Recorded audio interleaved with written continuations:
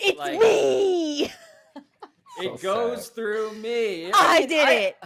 If there was any other, like, the sad part about all of this is that this could have been a victory lap because Justin Fields looked awesome after not looking awesome, after getting destroyed, getting sacked 9 times in the week before. But now all I'm distracted by is how Matt Nagy clearly, like, is fighting for his life, perhaps only with people that he's imagined in his head, but is nonetheless taking the time to make a series of sentences and speak them out loud that if you try to diagram them would seem insane. So I feel so bad for Chicago Bears fans right now. It's not. I mean, I understand where Matt Nagy's coming from because after how poorly that Justin Fields played last week and everyone blamed Matt Nagy, Justin Fields played incredibly well in this game against, albeit the Detroit Lions defense, which is nowhere near the Browns defense of the week before. So, like, it has to be uncomfortable to watch that happen the same week when you give up play calling responsibilities. You are the head coach. Like, when the bad stuff, let's say hypothetically, if he comes out there and Justin Fields plays terribly, are people going to be like, oh, Lazor took over and it was worse than Matt Nagy? No, they're going to be like, hey, let's fire Matt Nagy again. It sucks that you have to do that. The smart move right there is if you have built some good relationship with Lazor or with someone else, like, always have someone else be your hype man. You can't do it. You look bad. Like, you can have Lazor go up to the podium and he'll be like, man, yeah, I called a lot of those plays, but you know what?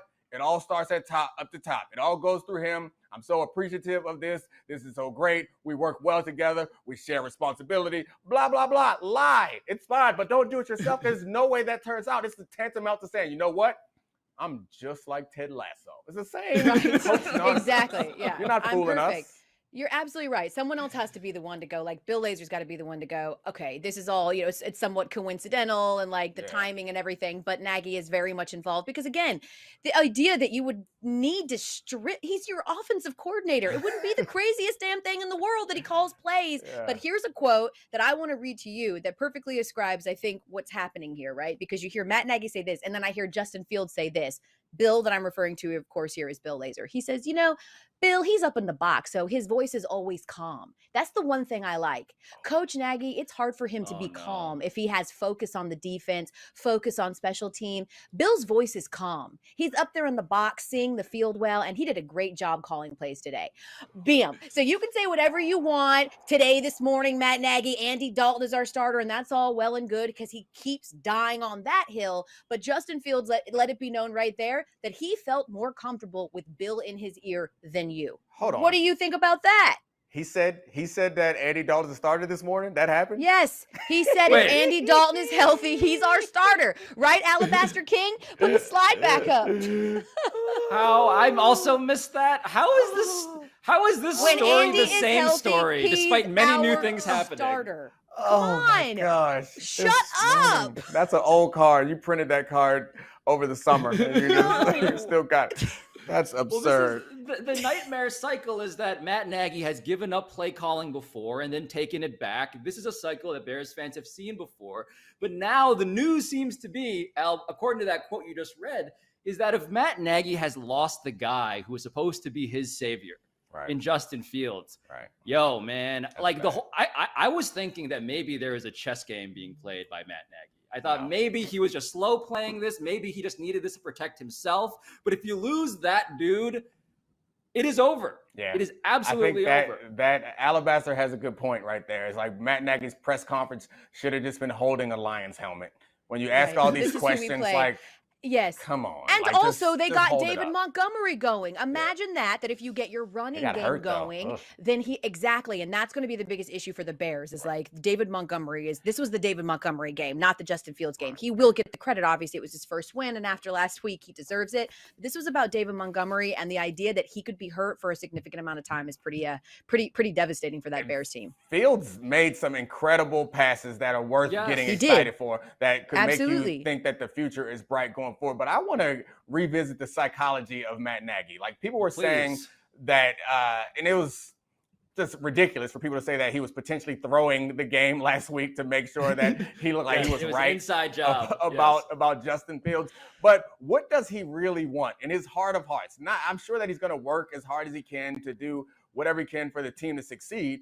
But if they have success or they fail when he is calling plays with Justin Fields, they have success when he is not, what does he want to happen next week? Because if Justin Fields rides out the rest of the season and balls out, they're not going to leave this season thinking, man, we can't let Matt Nagy go. They're going to be like, hey, let's promote Bill Lazor or do what the Cowboys did and keep Kellen Moore on by hiring somebody over top of him to be the head coach. So I just want to know, Pablo, you being the most selfish person on this panel, I want to know if you tell me what it must feel like, what he really wants in this moment. Yeah, I mean, what I had imagined that he wanted is the ability to have plausible deniability about things going wrong not being his fault. My whole theory with him was that the reason he didn't start Justin Fields to begin with was because he needed to wait for a moment at which he would not be blamed for anything bad that would happen to Justin Fields. In my cynical, evil mind, I already divorced the idea that Matt Nagy wanted to actually develop Justin Fields. Forget that. It's all about just how to keep his job for longer. Right. And so the issue now is, like, if you're going to say that Andy Dalton might be the starter if he's healthy next week, like, is this just trying to keep this news cycle going? Because if it keeps on going, then maybe we won't get to the next phase of this. Like, we're still going to be arguing the same things for so long that it will, like, kick the can of firing him down the road? Maybe. I mean, maybe I was projecting some. Maybe I'm the most selfish person on the panel because all I can think about is, like, next week's game. Maybe I want Andy Dalton to start and throw for 400 yards and 5 touchdowns. And I don't care what the outcome is. But if I'm Matt Nagy, that's like, what do you actually want to happen going forward the season? Because it feels like there's no good options. Like, you lose a bunch of games, people think you got to go. You win a bunch of games, they think it's not because of you. You still got to go. I don't know. Maybe I'm more selfish than you, Pablo, because you still went to the place of team success where I'm thinking, nah, this team can burn as long as we leave here, everyone thinking that I'm a smart man. Like, that's what Nagy must be thinking. Thanks for watching ESPN on YouTube. For live streaming, sports, and premium content, subscribe to ESPN+.